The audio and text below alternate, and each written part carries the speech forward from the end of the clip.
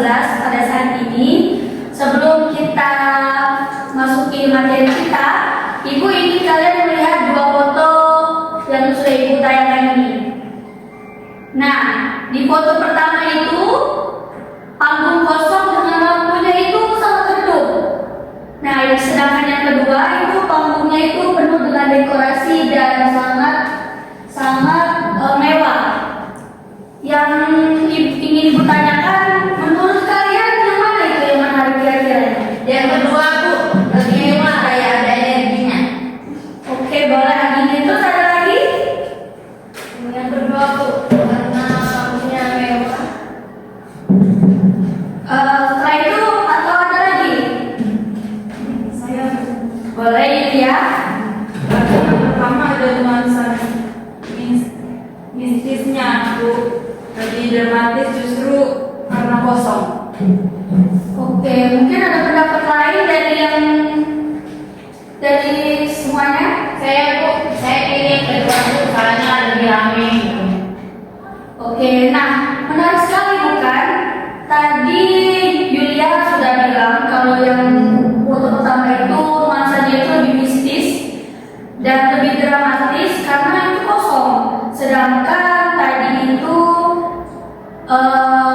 Fayura bilang kalau foto kedua itu nuansanya itu lebih hidup dan lebih indah. Nah, kalian semua itu tidak salah karena kalian itu sedang melakukan sesuatu yang namanya itu penilaian estetis. Nah, dan itulah yang akan kita pelajari pada 4 pertemuan ke depan. Penilaian estetis itu apa? Pertanyaan yang bagus untuk tulis. Jadi penilaian estetis itu anak-anak adalah kemampuan kita untuk menilai karya seni, bukan sekedar suka atau tidak, tetapi kita bisa menjelaskan mengapa dan dengan berdasarkan unsur-unsur yang bisa dianalisis dalam konteks drama. Khususnya ini kita dalam konteks drama ya. Kita akan belajar membaca pementasan secara kritis. Nah,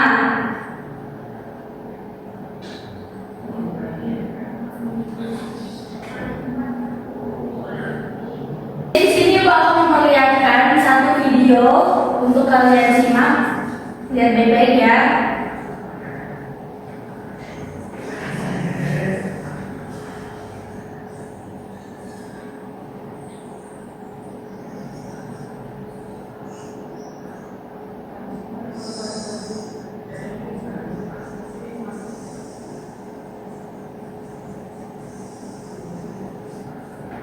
Oke, secara singkat saja. Nah, tadi yang baru saja kalian tonton itu adalah pementasan drama. Sekarang, Ibu minta satu kata untuk menggambarkan cuplikan yang tadi Ibu sudah tayangkan ini. Dan satu kata itu mungkin dimulai dari Yulia dulu. Yang pertamanya memukau. Oke, Yang cuplikan keduanya cuplikan kedua ya. Oke, baiklah. Jadi cuplikan pertama itu sama muka. Untuk yang lain? ya Bu, pertama hidup, yang kedua hafalan rasanya kayak lagi lihat orang hafal teks bukan ranking. Terus ada lagi? Saya Bu, Ya boleh. cuplikan pertama itu presisi, setiap geraknya punya tujuan. Coba ganti dulu, jangan cuplikan pertama. Kamu ngomongnya apa ya? Tapi aku ada apa juga di sini.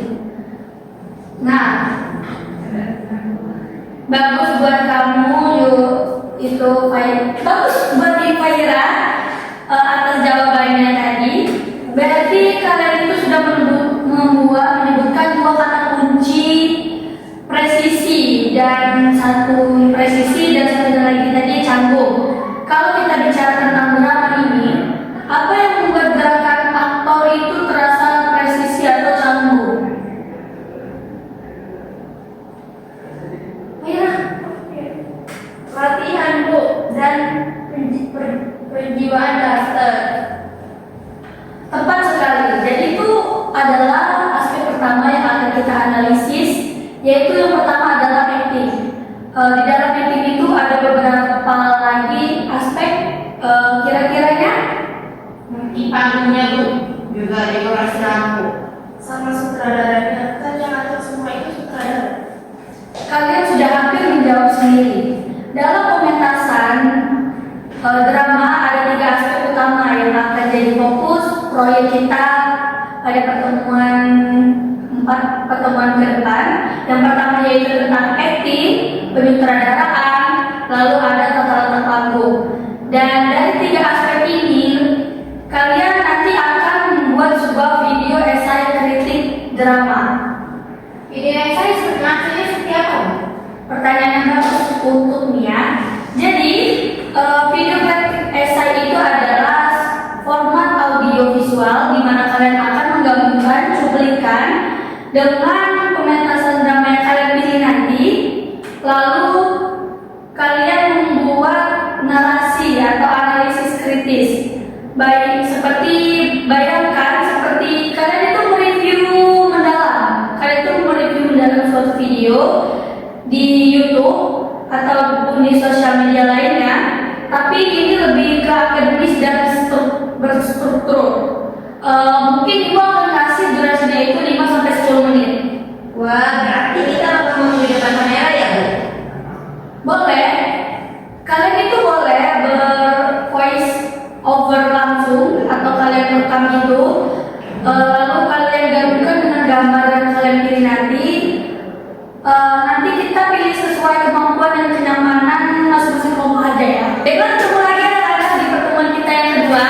Jadi kalian silakan duduk berkelompok. Tugas kalian sekarang adalah menyusun proposal ini, di mana di dalam proposal itu kira-kira drama apa yang akan kalian kritisi dan siapa yang berperan sebagai analisis aspek mana, dan gambaran kasar konsep video kalian nanti. Mungkin ini bakal mulai di kelompoknya langsung.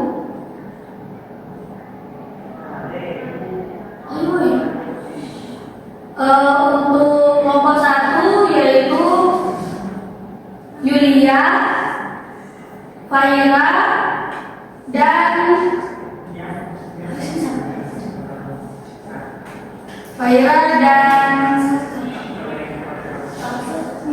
Mia. Lalu di kelompok 2 ada Anggini dan Sulis.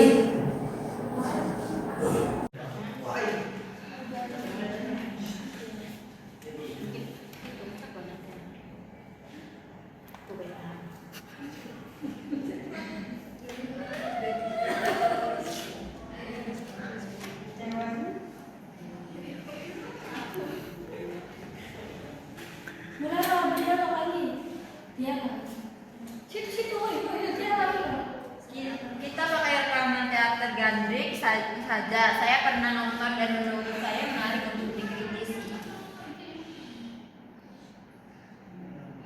Saya setuju kita bagi saya analisis acting dan narasi, Anggini penyutradara dan tata panggung. Saya tata panggung, saya kurang ngerti lampu-lampunya. Nanti kita pelajari bersama. Ada lembar panduan dari Bu Ratnawa.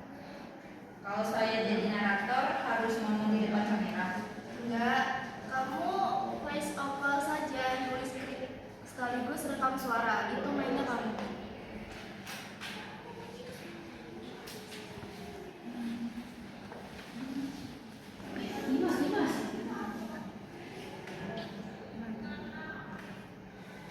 Bu, kami mau pilih 2 drama sekaligus dan bandingkan. Action. Boleh, tadi untuk kelompok 1 akan membandingkan 2 video kan? Nah, menurut Ibu itu lebih menantang, tapi Ibu mintanya kalian itu lebih fokus mendalam, bukan sekedar nanti teks deskripsi saja ya. Nah, kita pilih satu drama klasik sama kontemporer, Yul, yang ada itu kontraksnya. Kontras itu justru bagus untuk argumen analitis. Kita bisa lihat bagaimana gaya penyutradaraan berevolusi. Nah, Faris, kalian sudah mulai berpikir secara kritikus. Jadi, namanya.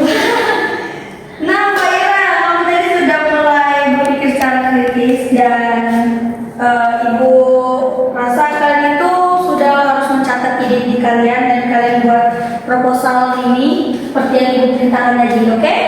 Oke, Ibu. Oke, kelompok 2. Coba saya tanya dulu.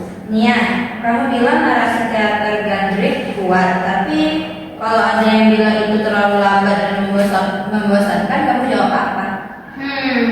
Lambat belum tentu membosankan. Tempo lambat bisa jadi pilihan artis untuk memberi ruang penonton meresap emosi. Di teater Gandrik, temponya memang disengaja lambat sebagai ciri khas estetik mereka.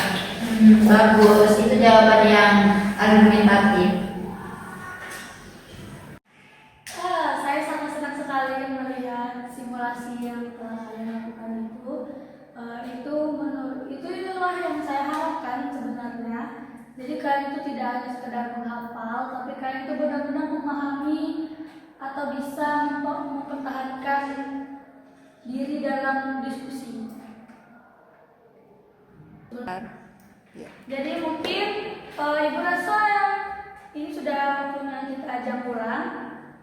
Mungkin cukup kita sampai di sini saja untuk pertemuan ketiga ini, dan untuk di pertemuan keempat atau pertemuan kita yang terakhir, Ibu harapkan kalian itu dapat mempresentasikan hasil video kalian dengan baik tentunya.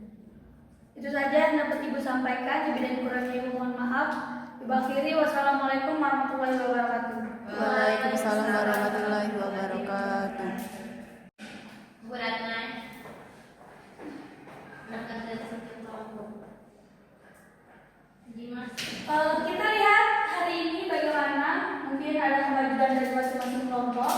Coba kalian ceritakan sejauh mana nih progres kalian, atau ada kendala.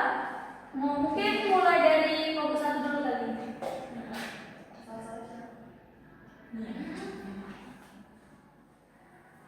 Skrip sudah final, Bu. Nia sudah rekam narasi untuk bagian acting. Saya sedang editing penggabungan cuplikan. Caranya resolusi cuplikan drama klasik yang kami gunakan agak rendah. Jadi kualitas visualnya kurang bagus. Kalau untuk cuplikan resolusi yang rendah itu mungkin Ibu ada beberapa solusi. Yang pertama, kalian itu bisa gunakan cuplikan yang lebih singkat dan isi dengan narasinya itu kalian itu lebih kaya.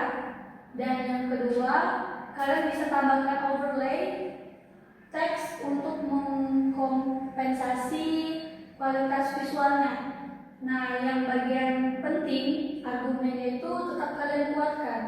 Jadi kualitas video kalian itu bukan satu-satunya penilai. Bu, ada pertanyaan teknis. Saat saya menganalisis penyutradaraan di cuplikan itu, saya menemukan sesuatu yang menarik, tapi tidak yakin apakah interpretasi saya benar. Boleh saya konsultasikan? Tentu saja boleh. Silakan kalian ceritakan.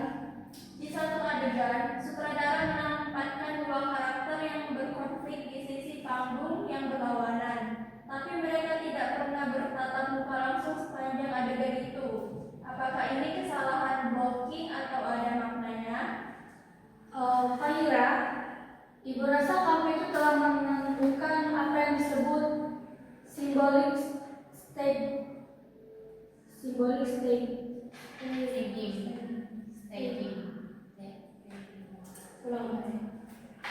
Fahira, Ibu rasa kamu itu telah menemukan yang namanya itu symbolic staging. Jadi di mana penampakan aktor itu yang menolak kontak mata itu bisa menjadi pernyataan tentang hubungan mereka. Ada jarak emosional di dalamnya atau ada konflik yang tidak terselesaikan dalam drama tersebut. Ini bukan kesalahan Ibu rasa, tapi ini bisa jadi keputusan artistik yang sangat kuat. Coba kalian eksplorasi lagi tafsirin dalam analisis nanti ya. Jadi saya bisa jadikan itu argumen utama di bagian penyutradaraan.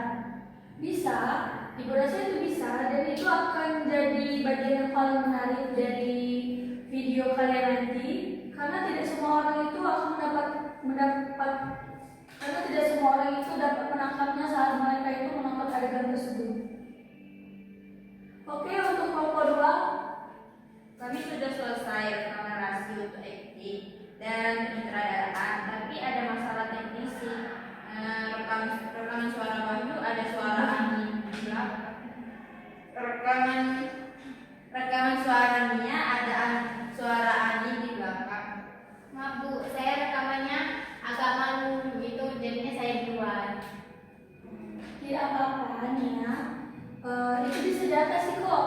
Jadi kalian itu bisa rekam ulang kembali di ruangan yang tenang, Ibu sarankan seperti di perpustakaan atau ruang kelas kita yang kosong. Jadi suara kalian itu akan kurasi video itu kosong.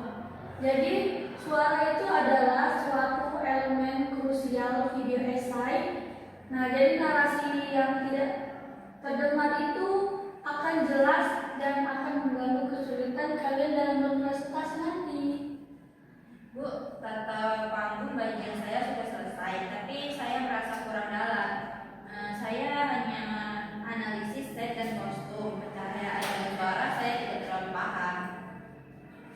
Untuk IT ini, Ibu rasa pencahayaan itu bisa kamu jelaskan dengan pertanyaan yang sederhana. Contohnya seperti, apakah cahaya pementasan ini membantu penonton untuk fokus ke hal yang tepat, atau pertanyaan seperti apakah ada perubahan cahaya yang terasa tidak diperlukan? Kamu tidak perlu jadi terlalu ahli dalam teknis. Jadi kamu penonton yang mencatat dampak estetis pencahayaan terhadap pengalaman penonton. Jadi saya analisis dari sudut pandang penonton, bukan teknisi. Tepat sekali. Jadi kritik seni itu selalu dari sudut pandang penerima karya, bukan pembuatnya. Jadi itu pembeda antara kritik dan manual teknis. Jadi ini akan Ibu berikan waktu untuk kalian masa editing dan konsultasi kepada Ibu terkait sebagaimana jauh progres perkembangan kalian. Bu, saya pakai Davi susah mengatur pilih narasi dengan cuplikan. Ada tips? Mungkin untuk Yulia, Ibu bisa berikan saran. Kalian itu bisa membuat seperti 2 track, satunya untuk narasi, satunya lagi untuk cuplikan. Jadi mulai dari narasi itu dulu kalian atur dulu alur ceritanya itu bagaimana, baru tempelkan cuplikan yang sekiranya menurut kelompok kalian itu yang relevan di bawahnya. Jadi jangan sebaliknya, karena nanti narasinya akan ikut-ikut cuplikan dan hasilnya jadi tidak sistematis nantinya. Bu, kami pakai CapCut, apakah oke? Sama oke. Yang dinilai itu bukan dari softwarenya, tapi hasilnya kalau menurut Ibu. Software, tapi dari hasilnya menurut penilaian Ibu. Jadi kalian itu pastikan transisi antara narasi dan cuplikan itu terasa sangat alami, bukan secara spontan atau tiba-tiba. Bu, kami ingin menambahkan musik latar, apakah boleh? Boleh saja, dengan syarat musik itu tidak mendominasi narasinya nanti. Jadi musiknya itu hanyalah latar atau pendukung suasana, bukan menghilangkan perhatian dari argumennya ya, yang sedang kalian sampaikan nanti. Jadi saran Ibu kali itu gunakanlah musik yang instrumental atau atur volume itu agar narasinya itu tetap terdengar jelas.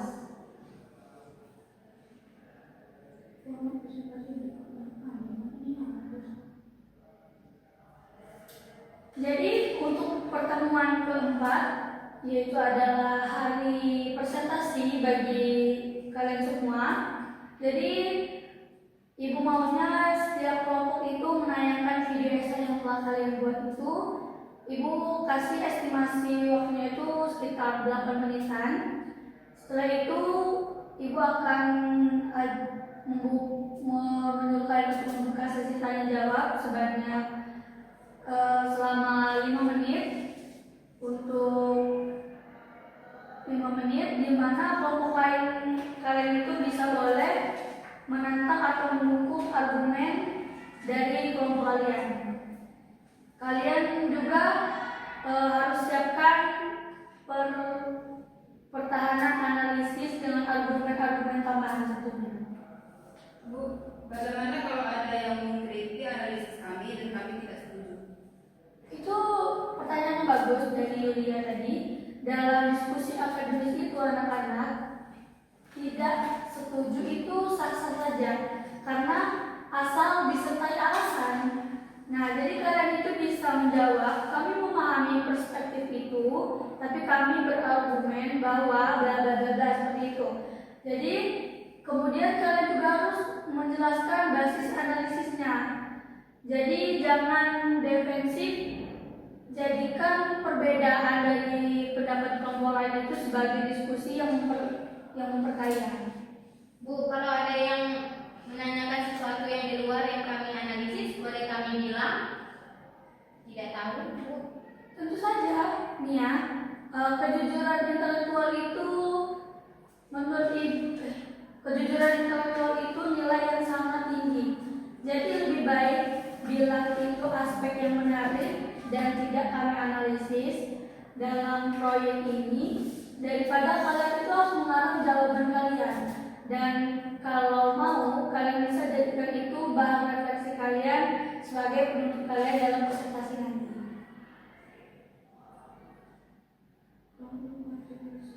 Jadi ini ibu akan membuat simulasi tanya jawab yang internal ya. Oke, kembali lagi ke pertemuan kita yang keempat yang terakhir ini. Mungkin dimulai dari kelompok 1 sesuai dengan pembahasan kita di minggu lalu. Mungkin dari kelompok 1 dulu untuk mempresentasikan hasil kerja kalian, proyek kalian selama 3 minggu ini. Untuk kelompok 1, ibu suruh kalian ke depan untuk mempresentasikan.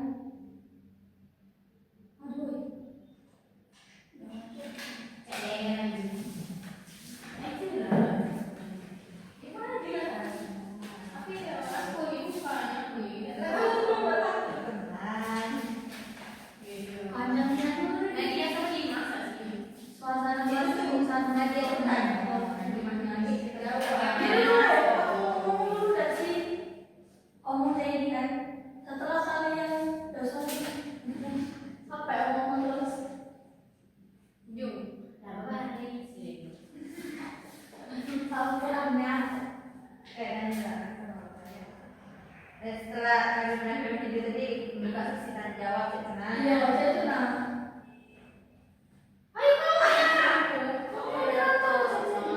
Baik, sudah kami tampilkan video esai kami sampaikan tadi. Adakah yang ingin bertanya?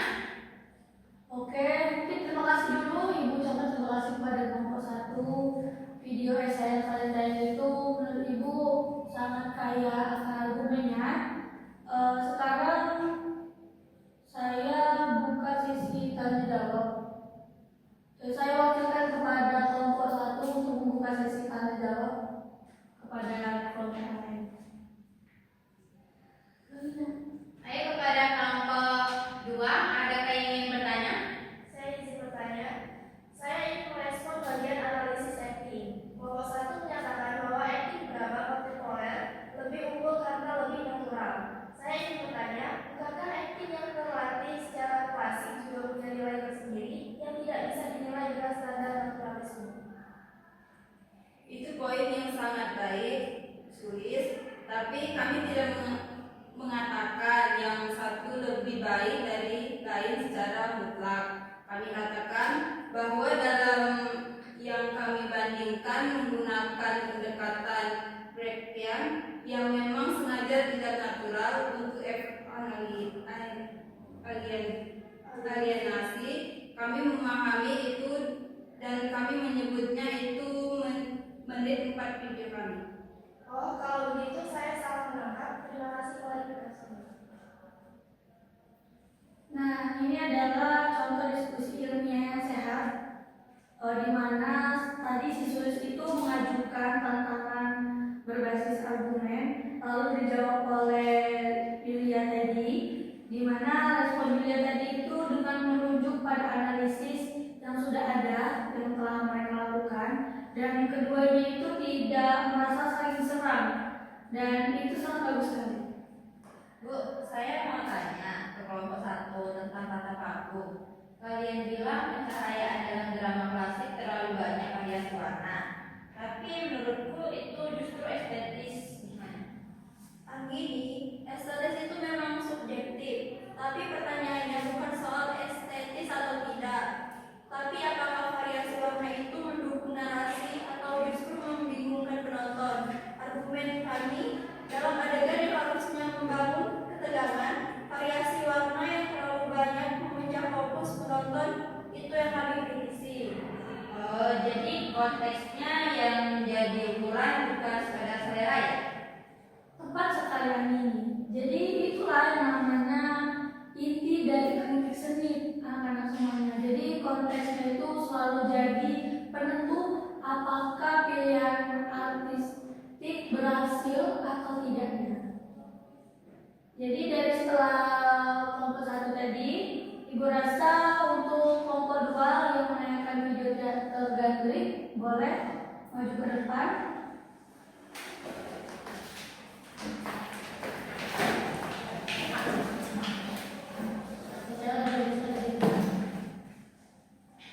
Nah, setelah kita selesai menonton video dari kelompok 2 tadi bersama-sama, video dari kelompok 2 ini menurut Ibu juga sangat mengesankannya, terutama kedalaman mereka dalam analisis akting tadi kan. Siapa dari kelompok 1 kiranya ingin memberikan respon kepada kelompok 2? Saya sangat menyukai cara Anggi menyampaikan narasi tenang dan tidak terburu-buru. Tapi saya ingin menantang bagaimana bagian penyutradaraan kalian menyebut gaya teater gendrik sebagai realisme teatrikal. Apakah itu istilah yang baku atau kalian menciptakannya istilah sendiri? Kami akui itu istilah yang kami adaptasi. Yang kami maksud adalah pendekatan yang berangkat dari realisme tapi menggunakan elemen teatrikal yang eksplisit seperti karakter yang berbicara penonton. Kalau ada istilah akademis yang lebih tepat kami terbuka. Mungkin bisa dikatakan realisme dengan kesadaran teater atau dengan istilah Bastian yang sudah established. Diskusi ini Ibu rasa sangat produktif sekali ya. Ini juga sebagai bentuk pelajaran penting untuk kita semua. Jadi di dalam esai itu akademis menggunakan istilah yang sudah ada dan diakui jauh lebih kuat daripada menciptakan istilah baru. Jadi kalau memang ingin menciptakan istilah baru, kalian itu harus ada definisi yang jelas di dalamnya dan alasan mengapa istilahnya itu ada tapi tidak cukup. Saya mau tanya ke diri sendiri sebenarnya Bu. Saya waktu rekam narasi masih merasa tidak percaya diri. Apakah itu terlihat dari hasilnya? Iya, justru narasi kamu yang paling enak didengar. Kamu tidak terdengar seperti sedang membaca, kamu terdengar seperti sedang mencerita. Setuju, tempo kamu pas, isinya jelas. Saya bahkan tidak tahu kalau kamu tidak percaya diri.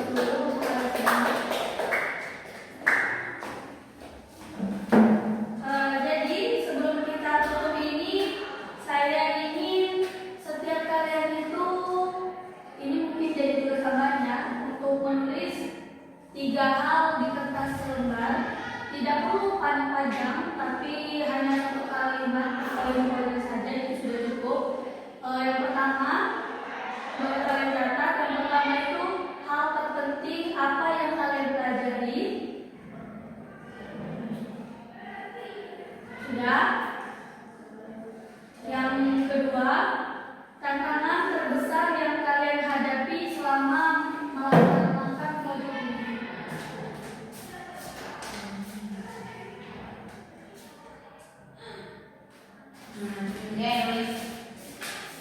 Ulang yang kedua. Yang kedua, tantangan terbesar apa yang kalian hadapi selama proses proyek ini? Hal seperti yang saya pelajari.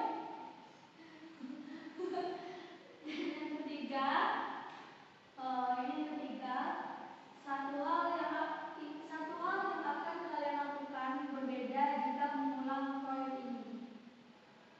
Hal seperti yang saya pelajari adalah bahwa analisis drama tidak bisa dilakukan dengan tergesa-gesa. Harus ada niat untuk menonton lebih dari sekali dengan tujuan yang berbeda-beda setiap menonton. Tantangan terbesar saya adalah membedakan keputusan Sutradara dan aktor. Dan kalau mengulang, saya ingin menonton pementasannya langsung, bukan hanya dari rekaman.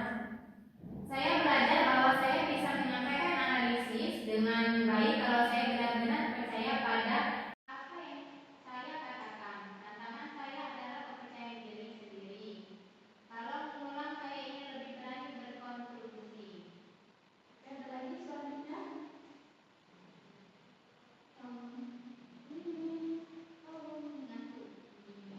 Saya belajar bahwa motif itu segalanya dalam menilai seni. Tantangan saya adalah menganalisis aspek teknis yang tidak saya kuasai. Kalau mengulang, saya akan lebih banyak riset dulu sebelum mulai menulis skrip. Oke, jadi Ibu rasa terima kasih untuk kalian semua atas refleksi yang jujur dan dalam ini. Ini menutup dengan satu hal. Selama 4 pertemuan ini, kalian itu Ibu rasa tidak hanya menganalisis drama, tapi kalian itu juga belajar berpikir yang sistematis, mempertanggungjawabkan argumen yang kalian buat, menerima kritik, dan menghargai sudut pandang orang lain. Nah, itu adalah keterampilan yang jauh melampaui pembelajaran bahasa Indonesia yang Ibu harapkan. Jadi, Ibu berharap mungkin mulai hari ini setiap kalian menonton karya seni itu, khususnya drama, film maupun apapun itu, kalian itu tidak hanya bertanya bagus atau tidaknya, tapi juga bertanya mengapa, dengan cara apa, dan untuk siapa. Mungkin Ibu bisa mengucapkan selamat dan terima kasih atas kerja kalian semuanya. Boleh diberikan atas kita semua. Bu Caca, ini proyek paling menyenangkan yang pernah saya kerjakan di sekolah. Setuju. Dan saya tidak menyangka video esai ternyata susah, tapi juga sangat memuaskan saat selesai. Jadi anak-anak, itulah yang namanya seni, sekaligus sains dari belajar. Jadi proses itu memang tidak mudah, tapi hasilnya itu selalu sepadan. Mungkin sampai jumpa di pertemuan kita selanjutnya. Ibu mengucapkan terima kasih dan mohon maaf apabila ada salah kata. Bagi Ibu dalam proses proyek kita ini, lebih dan kurang Ibu mohon maaf. Ibu akhiri. Wassalamualaikum warahmatullahi wabarakatuh. Waalaikumsalam warahmatullahi wabarakatuh.